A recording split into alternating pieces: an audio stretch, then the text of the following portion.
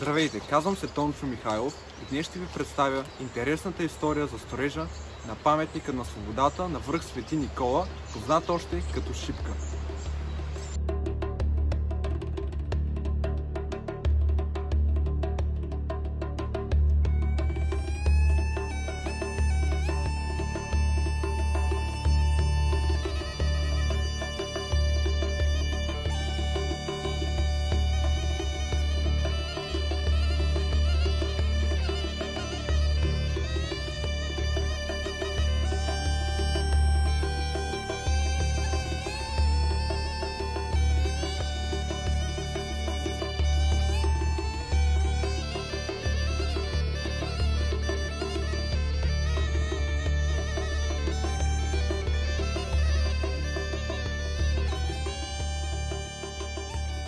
На 13 април 1879 г.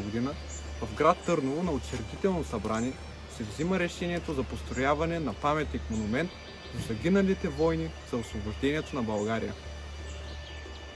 През 1921 г. е основан комитет, който да ръководи изграждането на паметника.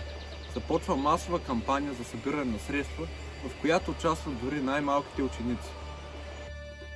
Явява се конкурс за построяването на паметника, който е спечелен от архитекта Атанас Донков и скулптора Александър Андреев. Атанас Донков е родом от Габрово, а през 1910 г. завършва монументална архитектура в Рим при професор Чарадини и професор Манфреди, отличен е със златен медал. Александър Андреев е скулптор, роден в град Ловеч. Завършва скулптура в Образователното училище в София през 1903 г. при професор Жеко Спиридинов. В 1926 г. започва строителството на паметника, но заради суровите условия строежът е прекратен, а главният строител се отказва.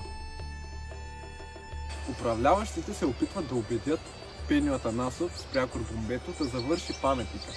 За тази цел те го водят на върха с опълченеца Тодор Киров.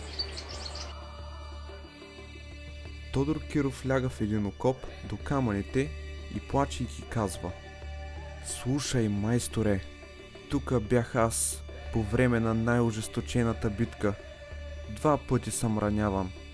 Моля ти се, съгласи се да построиш паметника. С това ще ми се успокои душата." Пеньо толкова се разчувствал, че дал обет да подпише договора и да довърши паметника. В строежа се включват работници от Габровския край. Някои дават воловете си, за да се носят към върха камъни и пясък. Изградили се и навеси, където да могат да се стоплят строителите. Строи се неуморно в студ и дъжд. А вие ходили ли сте на Шипка? Напишете долу в коментарите, ще ми е интересно да разбера.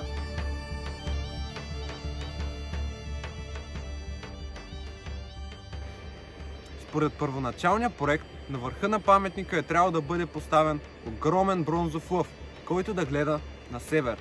Той е направен от скулптора Кирил Шиваров, изработил и Светите братя пред входа на Софийския университет. Скулптурата е изготвена от 28 бронзови черупки с общо тегло 28 тона.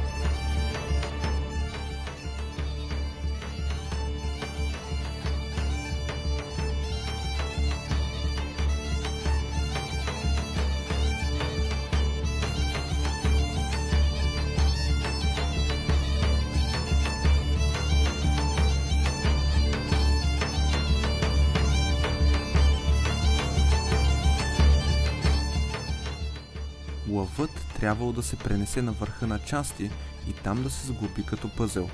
Мулята и катъри изтеглят бронзовите парчета до заветния връх. И тъкмо когато работниците умуват как да го качат върху паметника, румънското правителство остро критикува решението скулптурата да гледа на север. Това им се струвало като намек, че България искала да се върне Добруджа. Възниква сериозен политически натиск от страна на румънското правителство. Министерският съвет решава лъвът да гледа на юг, но след тази стъпка едновременно реагират Турция и Гърция. Все още са пресни спомените от Балканската, Междусъюзническата и Първата световна война. И всички гледат на България с лошо око. Намеквало се, че с този акт българите търсили реванш за Ньойския договор. Под този международен натиск от Румъния, Гърция и Турция, българските политици решават да обърнат лъва на запад. Тогава мълниеносно реагира Сърбия. Според тях, българите търсили реванш за Македония и западните покрайнини. Сръбският посланник дори връчва официална нота на външното министерство.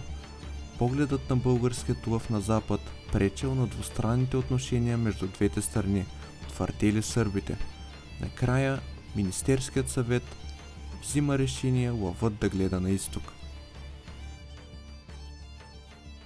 Ако видеото ви е харесало, не забравяйте да оставите по един лайк и да се абонирате за канала. А сега от мене, чао!